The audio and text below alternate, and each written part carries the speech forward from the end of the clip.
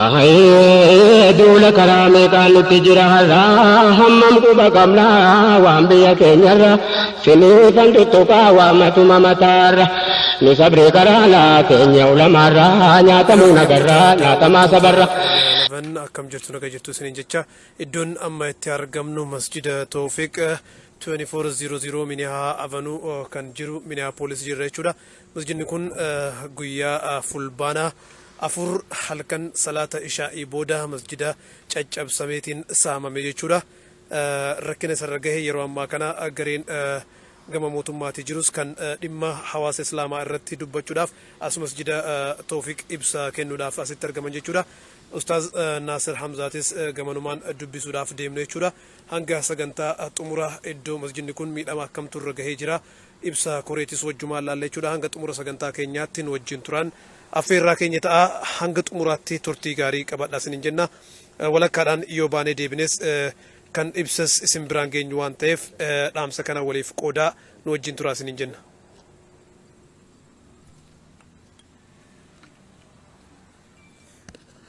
بسم الله الحمد لله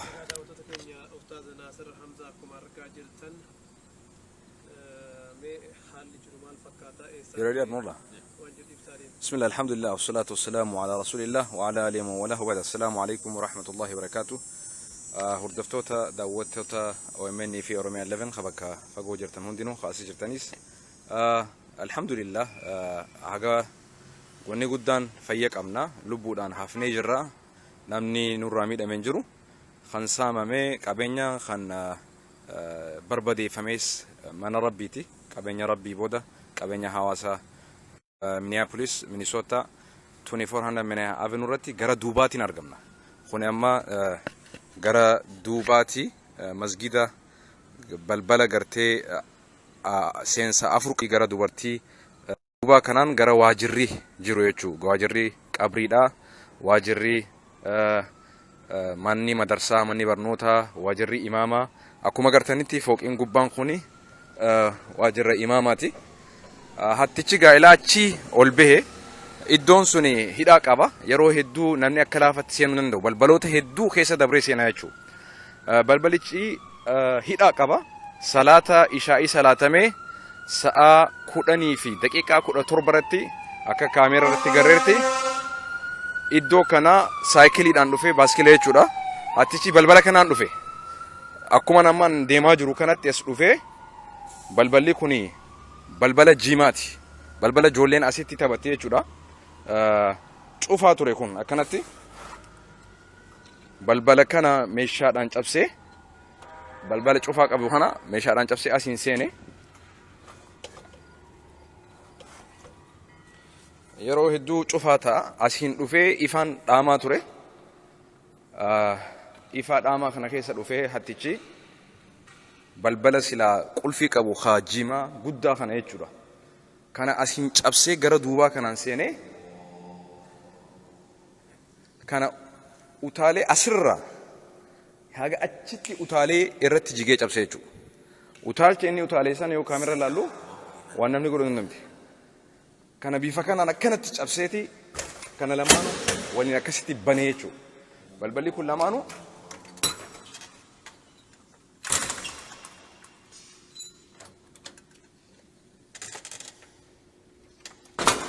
akkana cufaa qabachaa ture. So balbala kana lamaanuu keessaan qulfii qaba ammas razaa guddaa waliin. Sanumaahu utaalee cabsee kottu siin garsiisa kunoo. As dabre kana yoo gartan qulfii ture kun hundinuu kana hundaatu utaalcha inni dhahee cabseen jechuudha. Kana hunda asirraa cabsee jiisee kun akkana baname jechuudha. Qulfiin kun kaasira jiru. Qulfiin hin banamne kanaatu baname. Kun asii mana barumsaati madarsaadha. Garanillee dhufee gara balbala sanillee cabsee seenee kushinaa achillee seenee jira. Gara kushinaatti suni. Amma gaa asiin eega dhufee booda as dabre gara salaataa kana.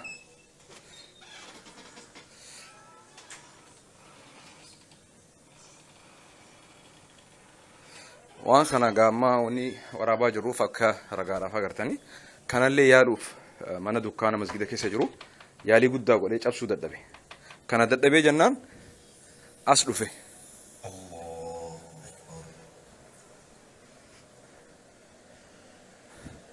Balbala kana cabsee asiin. Akkuma agartan. Ammallee muraaya qofa gadachiini eeggachuu qabna. Keessa kaafadhaa asiin. Asiin kana dadhabee dura kana dadhabee. Kana dadhabee jennaan kara kunama waajjira ofiisaa hojii gaggeessaa executive director akka imaama hundinuu ofiisni as keessa jira. Kana dadhabee jennaan balbala sana namarraa banee dhufa. Yeroo takka Musa.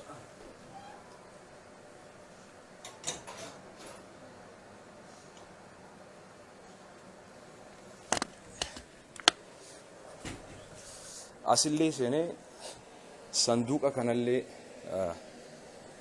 haga dandahu cabsee irraa fudhatee jira.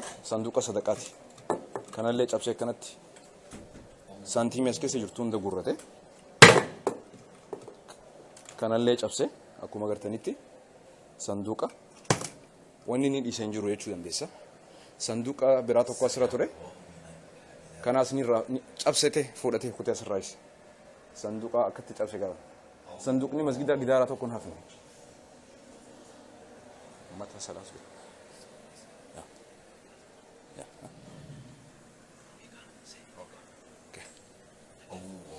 Masjid illee seeneeti sanduuqi fudhate. So achiin seene balbala saniin balbala cabsee saniin achiin cabsee seene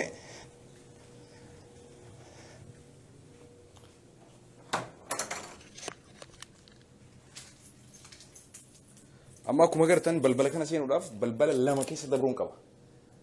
As seenuu waan hin dandeenyeef gara muraayaatiin cabsatee seene jechuudha. Kun amma seenuudhaaf it's very secured. Kana keessa dabree balbala ammas achi dabruudhaaf qulfii biraan barbaachisa. So kana hunda inni diddaadhaaf kana cabsuu waan hin beeneef hin dandeenyeef maal godhe gara kanaan asiin cabsee dhufee seene oofisa kanaan kana achiin maskootii saniin cabseeti asiin dhufee seene jechuudha. Asiin seenee qaxxitaa bakka inni dhaqee oofisa hojii gaggeessaadha kan Umar Waaqoo as dhufe. Akkuma agartan gaa aara qaba fakkaata muraaya takka illee hin hambisne kan balbalaa. Laali. Amma teebila takka xarabbeezaa jennaan akka tolfamuu hin dandeenye caccabse achi jala khaznaa tokko jira kan gartee fakkeenyaaf horii sadaqaatii fi akkasumas poostaa adda addaa information documentii jajjabaa keessa keenyu jechuudha.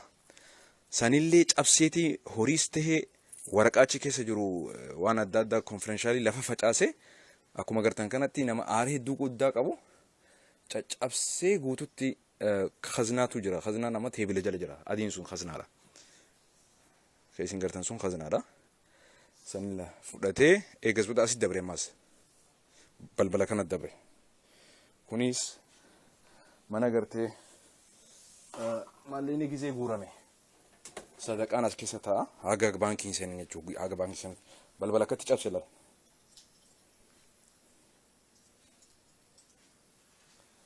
Cabsee seenee kana deen akkuma agartan khaznaa jira. Khaznaa kana hin milkooyne. Sibiila kun kana milkaa'uu dadhabe. Ka lallaafaa moo itti milkaa'ee cabsateef corratee fudhatee kutee jechuudha. Kana dadhabee kutee alhamdulillah kun rabbi irraa nu sottare maallaqa qarshii xiqqaa ture xiqqoo hongeedhaaf hinga dabarame. So asiin dabree asiin bahee ammas ol bahe dhiifama naa godhe.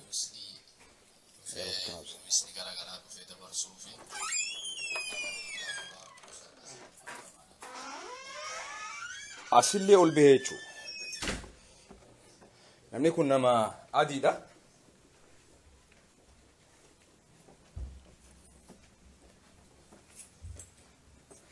amma gaa waajjira sadi jechuu agarree jira kan inni cabse waajjira afuraffaa family counseling majlisu shura oofisa hayyoota amantii islaamaa kan ulamaan as keessatti dhimma adda addaa nama gargaaran jechuu asis dhufee waan akka hin jiru hulaa qofa cabse akkuma agartanitti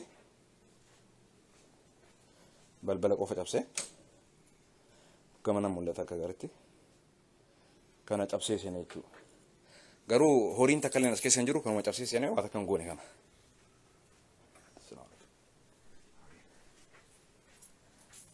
eegas booda kunis oofisa imaama dura oofisa biraa jira kan dhimma adda addaatiif yuuziin itti fayyadamu kanaas cabsee seene kun amma oofisa jahaffaati kan inni cabse jechuudha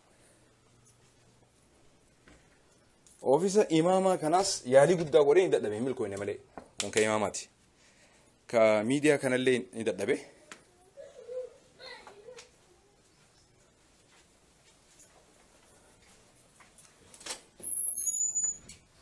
eegas booda asiin dhufee gabbu'e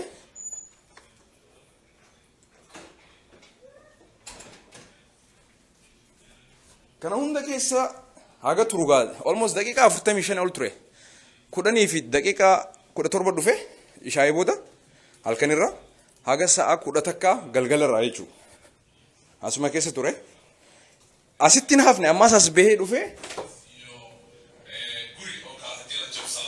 mana reefkaa kanallee naaf kun amma mana reefkaati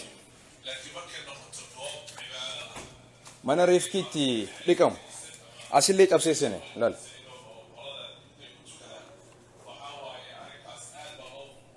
nuti amma reefkaa asii dhiquu hin jalqabne meeshaadha yeroodhaaf itti guraa jirra kanallee cabsee seene kunillee osoo naafin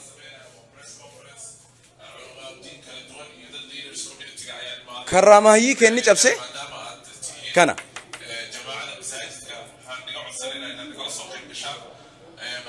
akkuma agartanitti ilaala akkatti cabse hattuu professional jechuu dandeenyaan waan dalaguuni beekan qaallechi sibiila jabaadhaan fudhatee dhufe kan akkasi cabsee seene mee yahyaa agartee yahyaa so kana keessa seene asiis waa'ee boksii sadaqaa jira sanis walitti fudhatee kute jechuudha amma har'aan tana sagantaa ibsa ejjannootii fi wanni waan qabnuuf press release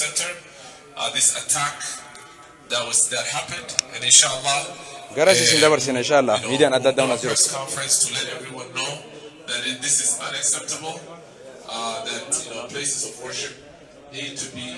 safe because our kids come here, our elders are here. This is the place where we worship Allah subhanahu wa ta'ala. This is the place we come to pray and find peace. And so this is one of the reasons why we're doing as imams and community leaders to stand here with this egaa mosque kabajamtoota daawwattoota keenya haalli masjiidni itti caccabsan fakkaata ture amma immoo ibsa make sure that the people who did kennamuudhaaf this deemu walumaan asii ilaalla first of all, jechuudha. people who did this get full just then they get caught inshallah soon and that so that the community can be at ease inshallah. Miidiyaaleen Jazakumullah hedduu khair. miidiyaaleen Thank you alaa guys asitti for staying back argamaniitiin and we'll start the ibsa press. kana gabaasuudhaaf asitti argamaniiran jechuudha.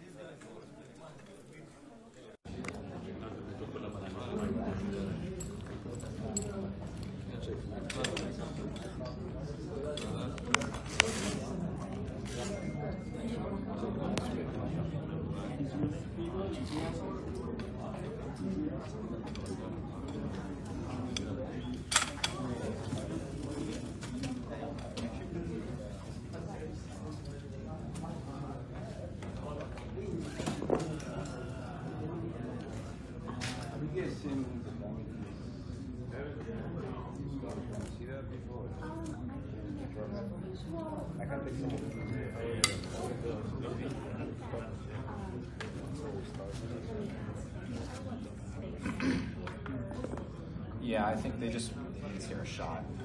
I'd like to, but it's just on the plan right now. But yeah, I got it.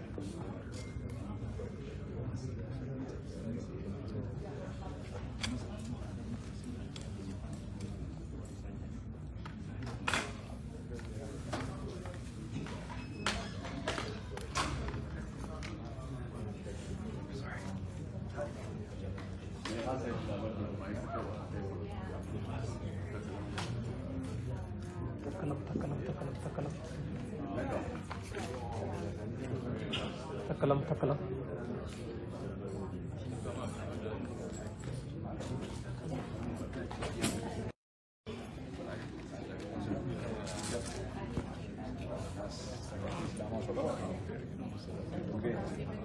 Yeah, because we would.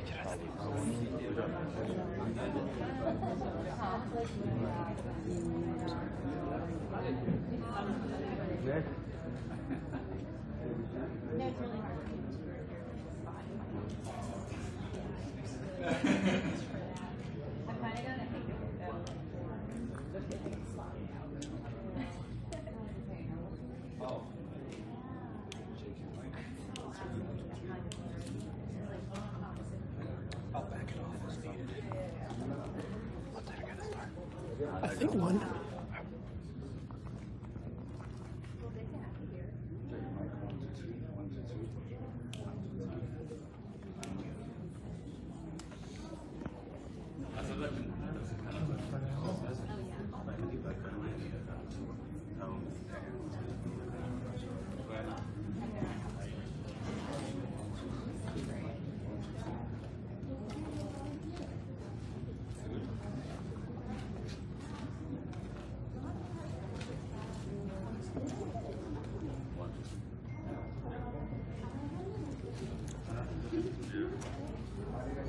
daawwattoota keenya kabajamoo hanga xumura sagantaa keenyaatti ammas dhaamsa kana waliif daddabarsa.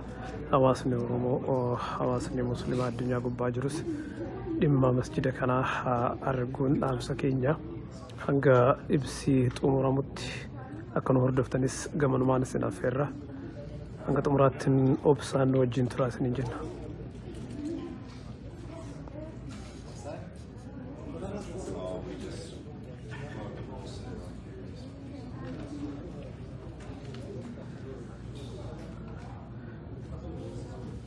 masjidni duratti saamamee suuraa isinitti viidiyoodhaan agarsiisaa turre tamsaasa kallattiitiin Ustaaz Naasir keessa deemee isinitti himaa ture. Masjida Towfik kan meniapoice mensotatti argamu 2400 meniahaa avenue irratti kan jiru jechuudha. Masjida guddicha hawaasni Oromoo Muslimaa biyya Ameerikaatti ijaarate jechuudha. Isatu halkan fulbaana 4 salaata ishaayitiin booda saamamee caccabeetiin saamamuun isaa gabaafame.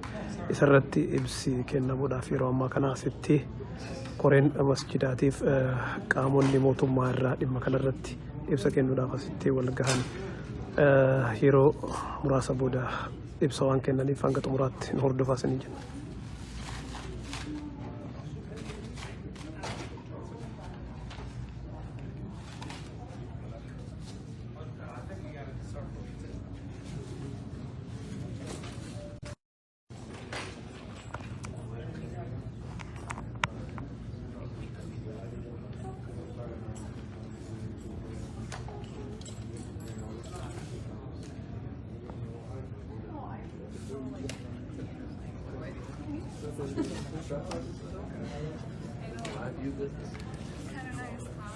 It is, but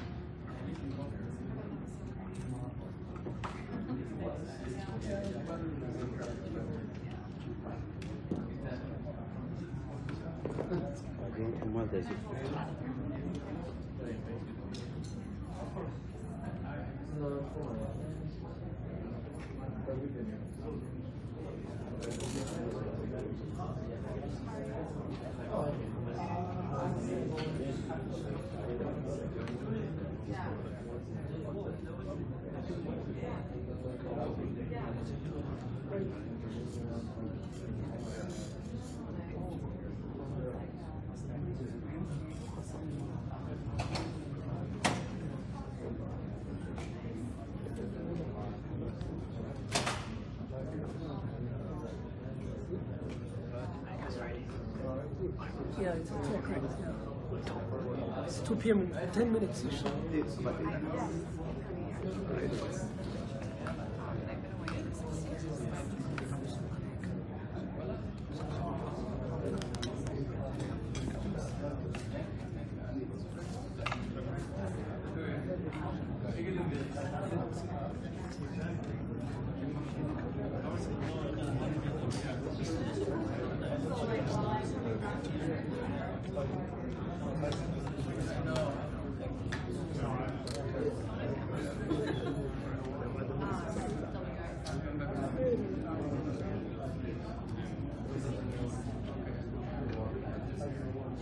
Egaa daawwattoota keenya ibsee daqiiqaa 10 booda yeroo gabaabaa keessatti jalqabuudhaaf deemaa hanga xumuraatti ammas nu waliin tura.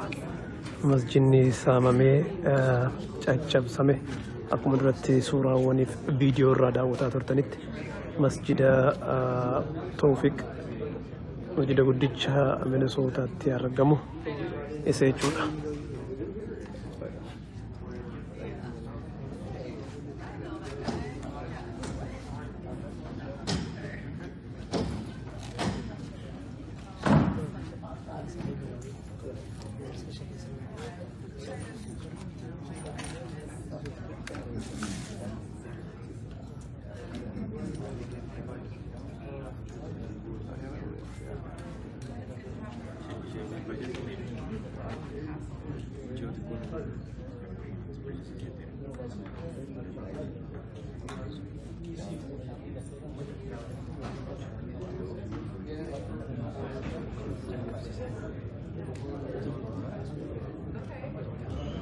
Dejun ya, amrul arketin jerai. Halo.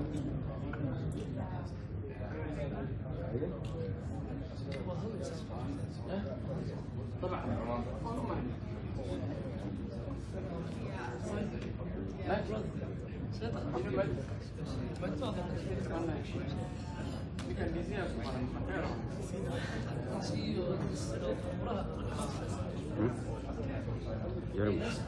Tamam.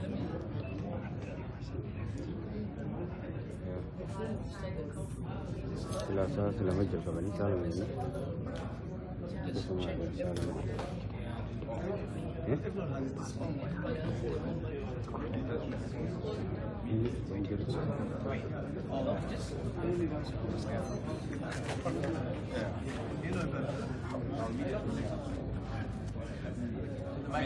Good idea. Preaching. Yes, of course.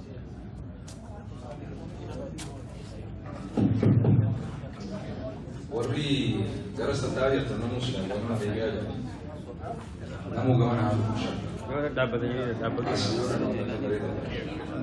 to have everybody just stand back here. So we want to check if this is going to interfere with the job. So what shall we do? No.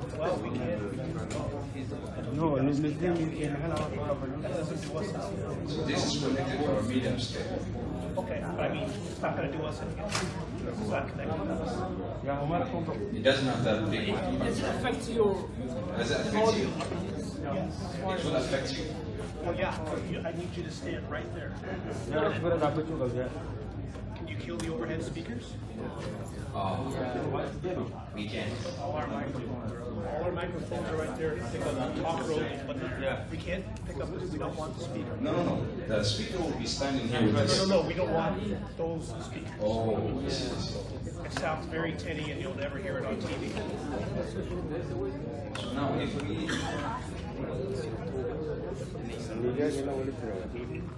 media has to be. And then Ayana, and then you have We're going to turn it down a little bit. and then you have the Sheikh. So our media is upstairs. It is connected to this mic, and we cannot kill this problem. It's only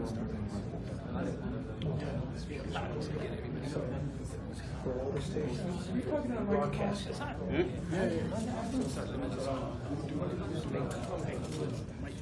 Yeah, just Go ahead. we'll do mic test. Mic test, mic test. So that's good for us right now, but we're still hearing this overhead. You guys can check the microphone. Yeah, our microphones are fine, but they're also picking up that. As a matter of fact, me even standing back here, you can hear me. And I'm way back here. So that's a problem.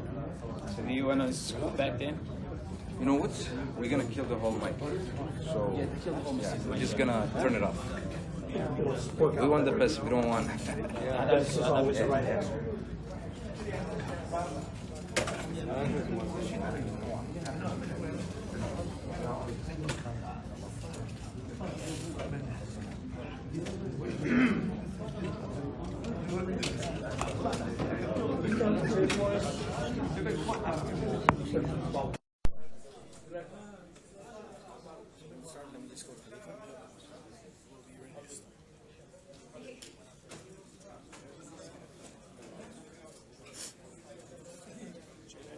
I assigned it to him, bro. Oh, no. Yeah. Do you want to go? It's okay, it's fine. It's okay, you can do it. It's all right. Yeah. Go ahead if you want. No, it's fine. You're representing the masjid, that's fine. It's okay, so Do we have some sisters here in the back? Sure. The problem is if they're there, yeah, they're available. We need most people to stand. But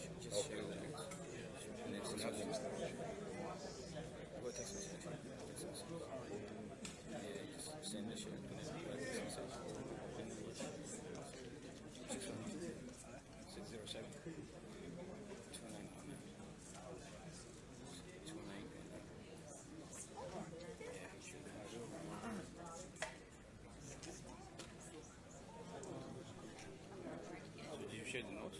Well, why don't you just edit this one? Okay, here we go. Okay, so there we have Testing 1, 2. Oops, sorry, I just need to do my check for Becca. Testing 1, 2, 3, 4, 5, 6, 7, 8, 9, 10. 1, 2, 3, 4, 5, 6, 7. You need, where's your other? Do you need another pair to cover the whole of it? Oh, it fell off.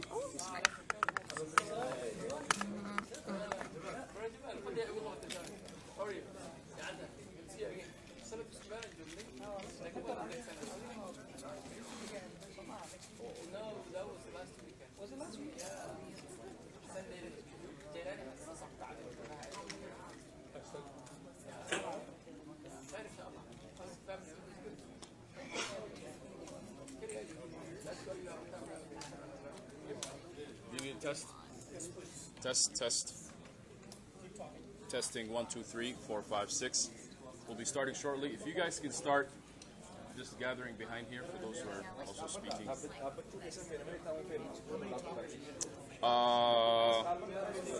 We have maybe 4 or 5. You want to worry about the height, right? So this is Khalifa.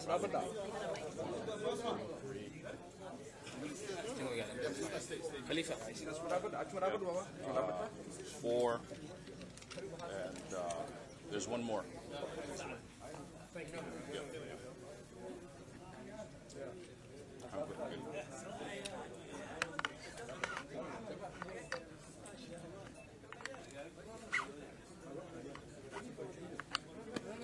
Why don't you put yours down?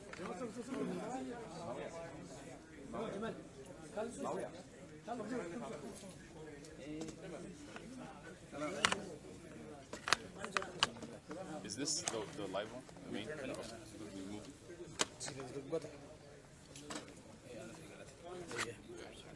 Is there a phone on the Yep. That's yours, right? Yeah. Thank you. That's Yeah, no problem. Yep, go ahead. Yeah, just leave it there. Okay.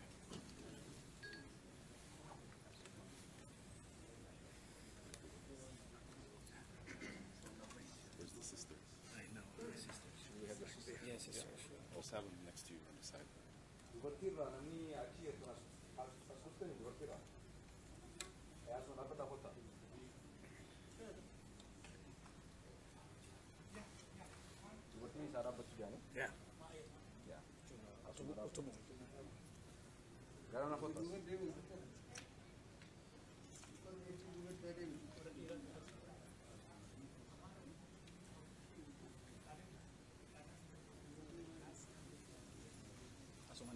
Asumana kana dapat.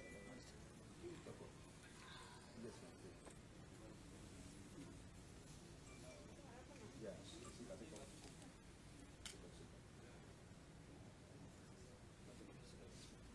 Here, come closer.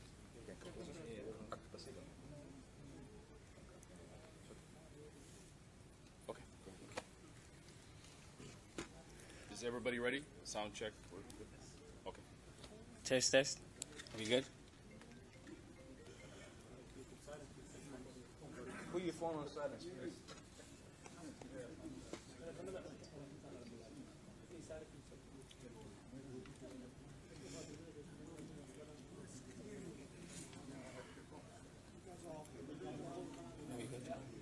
Sheikh Hassan, can you please come? I have to take pictures of it. It's okay, somebody else will take. We need more than that. Shaz has been doing this for far too long. I'll come behind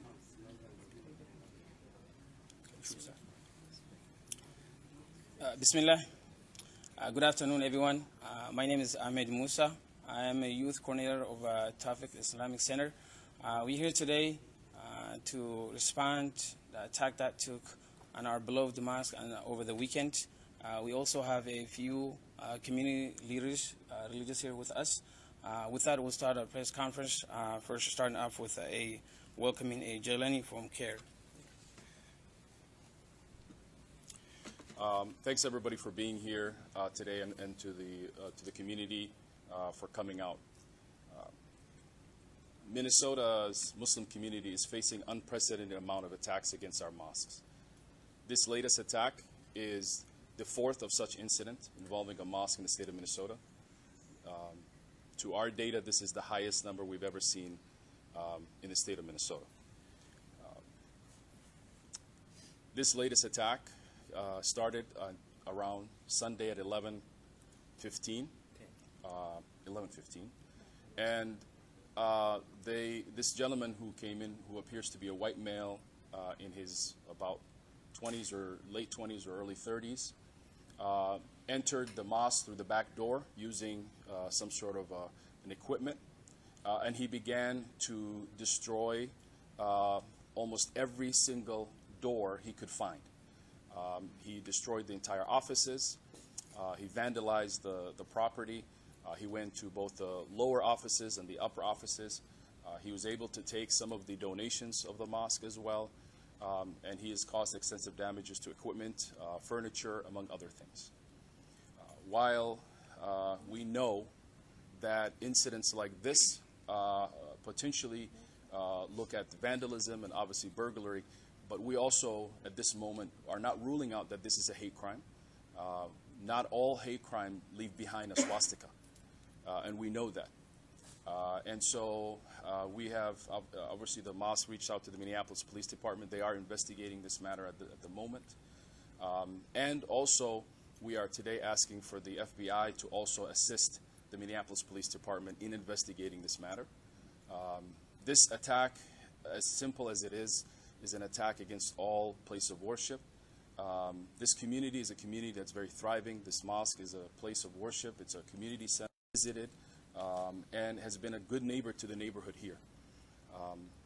This attack also puts a lot of pressure on our mosques today, and we are asking for our mosques to increase their security protocols, as we have in the past. We've been assisting mosques in the state of Minnesota to access some federal grants that have not been received yet, and so we're asking for the federal government to also expedite the federal security grants that have many of the mosques, including this mosque, applied for. We're also asking for state leaders to finally look us in the eye and recognize that hate crimes and targeting of places of worship has increased and is significantly impacting communities of color.